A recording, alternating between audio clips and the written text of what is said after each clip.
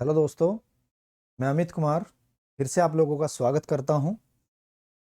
देखते हैं आज का जो हमारा शब्द है जिस पर हम चर्चा करेंगे, इंटरनेशनल डेटलाइन यानी कि अंतर्राष्ट्रीय तिथि रेखा। पहले इसकी परिभाषा को देख लेते हैं, फिर समझते हैं इसके बारे में जो थोड़ा सा कॉन्सेप्ट है।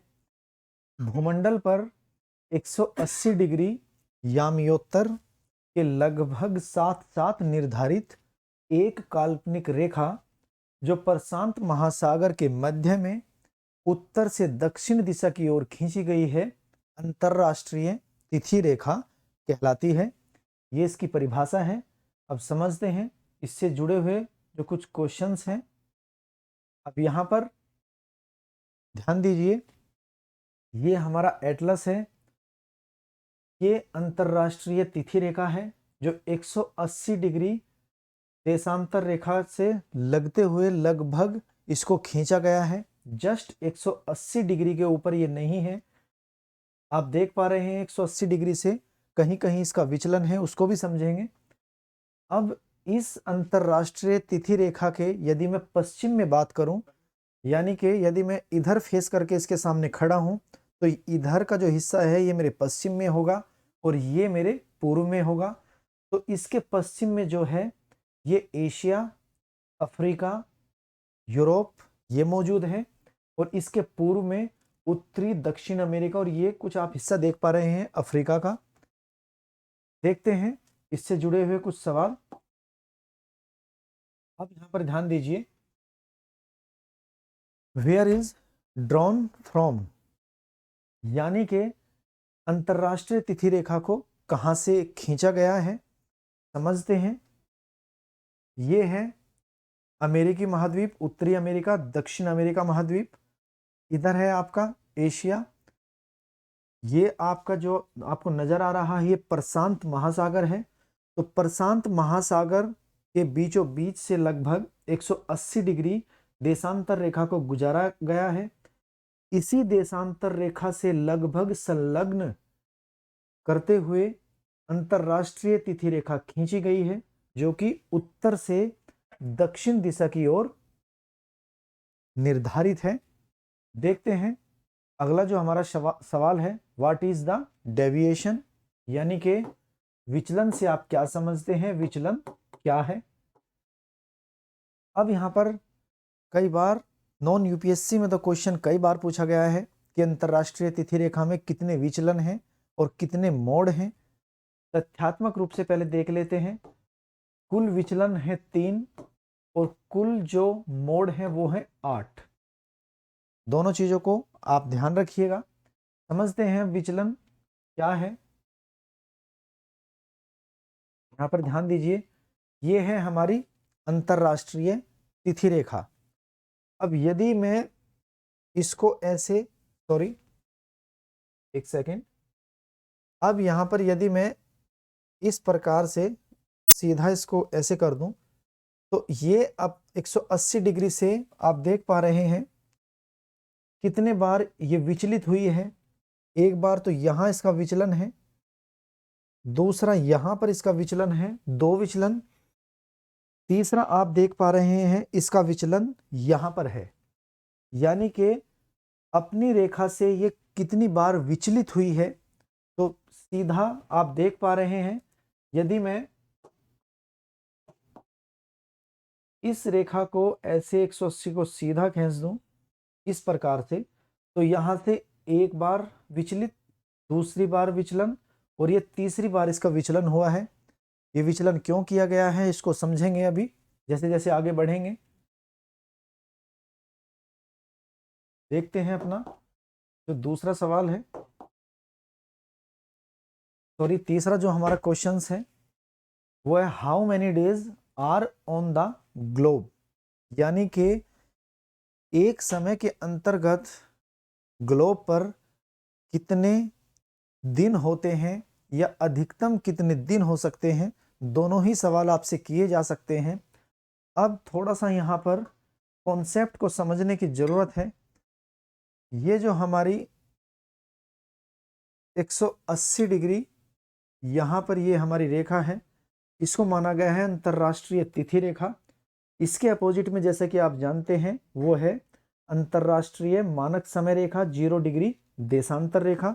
ये दोनों ही रेखाएं जो निर्धारित की गई हैं, पिछली क्लास में हमने जिक्र किया था कि 1884 के दौरान वॉशिंगटन में जो वैश्विक सम्मेलन हुआ था, उसी दौरान इन दोनों देशांतरों को निर्धारित किया गया था।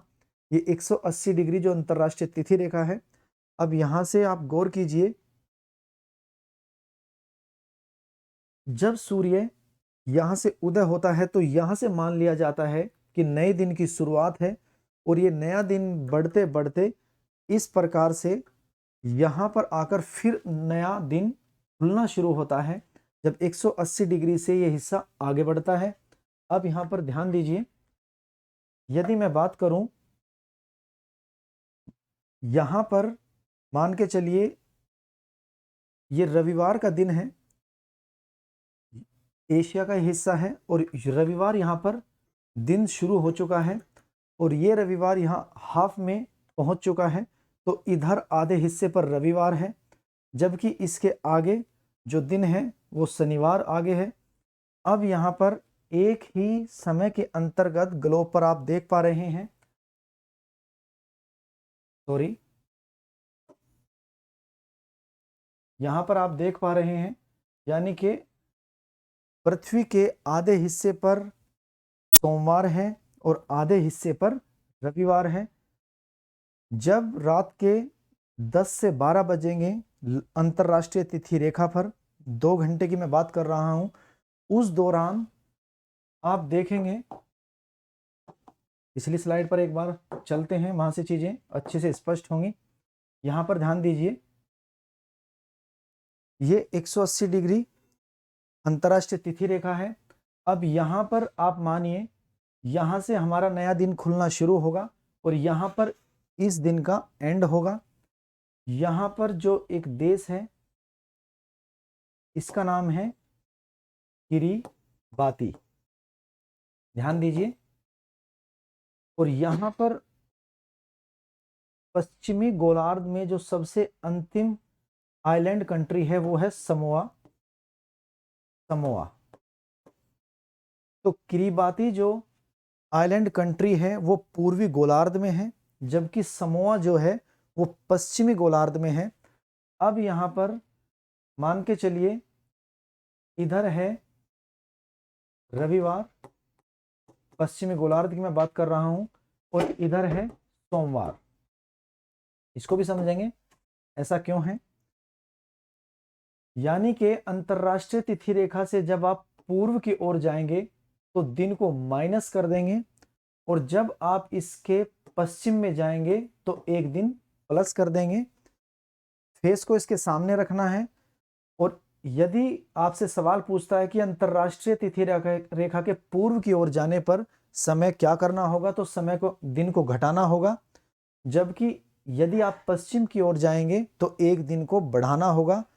वहीं याद कीजिए, ग्रीनविच रेखा जो अंतरराष्ट्रीय मानक समय रेखा है, जब हम उसके ईस्ट में जाते थे तो वहां पर समय को प्लस करते थे, और जब वेस्ट में जाते थे तो समय को माइनस करते थे। लेकिन यहाँ जस्ट इसका अपोजिट है, यदि अंतरराष्ट्रीय तिथि रेखा के आप पूर्व में जाएंगे तो एक दिन को घटा देंगे, और अंतरराष्ट्रीय तिथि रेखा के यदि आप पश्चिम में जाएंगे तो एक दिन को बढ़ा देंगे। अब यहां पर मान के चलें रात 11 बजे का समय है, यहां पर इधर भी 11 बज रहे हैं। अब आधी पृथ्वी पर तो है सोमवार, और उसके आगे चल रहा है रविवार। यानी यदि मैं बात करूं, ये है आपका अंतरराष्ट्रीय तिथि रेखा, यहां से ये है एशिया, इंडिया, इस प्रकार से।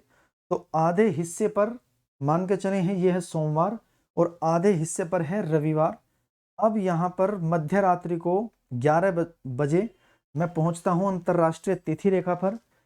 तो यहाँ पर आप देखेंगे, इधर रविवार, इधर सोमवार, ये जो किरीबाती है यहाँ पर मंगलवार का दिन खुलना शुरू हो चुका है, ध्यान दीजिए। यानी कि रात के 10 से 12 बजे के दौरान, और ये समय कहां पर होगा, अंतरराष्ट्रीय तिथि रेखा पर, वहां पर एक बड़े हिस्से पर सोमवार का दिन है, आधे हिस्से पर रविवार है, और वहीं उस दौरान जो किरीबाती है यानी कि जो पूर्वी गोलार्ध में सबसे पूर्व में स्थित है, यहां पर मंगलवार का दिन खुलना शुरू हो चुका है। तो यहां पर सवाल यही है, एक निश्चित समय के दौरान ग्लोब पर अधिकतम कितने दिन हो सकते हैं?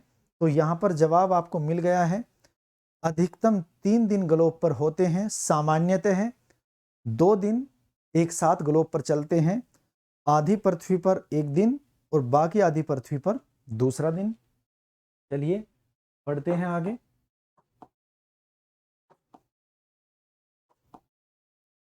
तो ये हमने समझ लिया है, how many days are on the globe. तीसरा जो है इंटरनेशनल डेटलाइन का जो कॉन्सेप्ट है वो क्या है, इससे जुड़े हुए कुछ तथ्य हैं, उन पर नज़र डाल लेते हैं। सबसे पहला सवाल तो यही है कि क्या ये 180 डिग्री पर ही खींची गई है? बिल्कुल नहीं, 180 डिग्री से लगते हुए इसको खींचा गया है, लेकिन देशों के बीच से इसको नहीं गुजारा गया है, देशों से बचाते हुए जल राशियों से इसको खींचा गया है।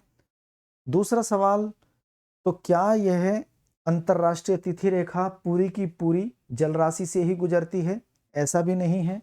जब आप दक्षिणी ध्रुव पर पहुंचेंगे, दक्षिणी गोलार्ध में, तो अंटार्कटिक जो महाद्वीप है वहां का जो स्थलखंड है वहां से अंतरराष्ट्रीय तिथि रेखा गुजरती है। लेकिन क्या वहां पर इसका कुछ असर होता है? ऐसा कुछ नहीं, क्योंकि वो निर्जन क्षेत्र है, वहां पर मानव निवास नहीं करते हैं। अब यहां पर आप देखिए, थोड़ी देर के लिए आप समझ लें, यदि हम इसको सीधा ही खींच दें किसी देश, मान के चलें ये कोई कंट्री है, यहाँ पर ये कोई कंट्री है, और इसके यदि हम बीचों बीच से इसको खींच देते हैं, तो एक ही देश के अंदर आप देख पा रहे हैं, इधर होगा मान के चलें रविवार और इधर हो जाएगा सोमवार। तो अब आप ध्यान दीजिए, जो शिक्षण संस्थान होंगे, जो सरकारी कार्यालय होंगे, एक ही देश के अंदर 2 दिन हो जाएंगे, यानी कि सोमवार और रविवार। तो वहाँ के जो क्रियाकलाप हैं उनमें एक बड़ी बाधा उत्पन्न होगी। इसी बाधा को बचाने के लिए अंतरराष्ट्रीय तिथि रेखा को किसी देश से नहीं गुजारा गया है, देशों का जो स्थल खंड है उससे बचाते हुए अंतरराष्ट्रीय तिथि रेखा को खींचा गया है। चलिए देखते हैं अगले जो हमारा सवाल है। यहाँ पर एक बार मैं और क्लियर कर दूं, जब आप अंतरराष्ट्रीय तिथि रेखा से, मैंने बताया था आप पूर्व में जाएंगे तो एक दिन को घटा देंगे, और जब आप पश्चिम में जाएंगे, तो एक दिन को बढ़ा देंगे। यानी कि आपको अपना फेस इसके सामने रखना है। जब आप इसके पूर्व में जाएंगे तो पश्चिमी गोलार्ध में प्रवेश कर जाएंगे, और जब आप इसके पश्चिम में जाएंगे तो पूर्वी गोलार्ध में प्रवेश कर जाएंगे। तो इधर का जो दिन है वो एडवांस होगा, एक दिन आगे होगा, और इधर का जो है एक दिन पीछे होगा। चलिए बढ़ते हैं आगे।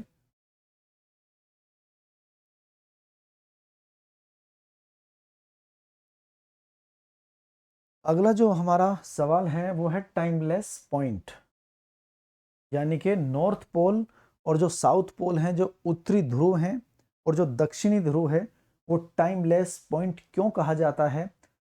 लोकल टाइम के संदर्भ में यदि हम बात करें, लोकल टाइम उसको हम अपनी अगली क्लास में समझेंगे, स्टैंडर्ड टाइम और लोकल टाइम को।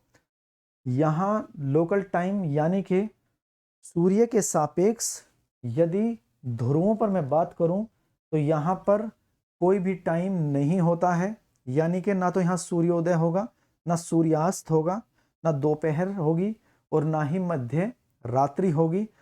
जब सूर्य विषुवत रेखा पर वर्टिकल होगा, लंबवत होगा, उस दौरान दोनों ध्रुवों से जो सूर्य का कोण बनेगा वो 0 डिग्री का होगा, और 0 डिग्री पर यदि कोई आदमी अर्थ के ऊपर यहाँ खड़ा है तो सूर्य को क्षितिज पर एक ही तरीके से देखता रहेगा, ना वहाँ सूर्योदय होगा ना सूर्यास्त होगा।